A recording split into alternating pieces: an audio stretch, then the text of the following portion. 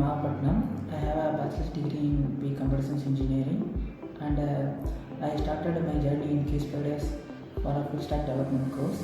Then I started learning SQL from Sangeet sir, and Java full stack, core Java from Maypati sir, and web technologies from Tamil Selvan sir. And after I learned that, I joined advanced Java classes taken by Mr. Amit sir. Then where I have learned the advanced concepts such as JDBC, servlets and Hibernate and those kind of things. Then I went to do a software testing interview. Then I got a job as software associate quality analyst.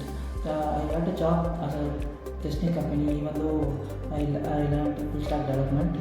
The main reason for that, the Shruti ma'am helped me to learn the testing concepts, and Mr. Rubini ma'am to for the constant support to get placed in that company.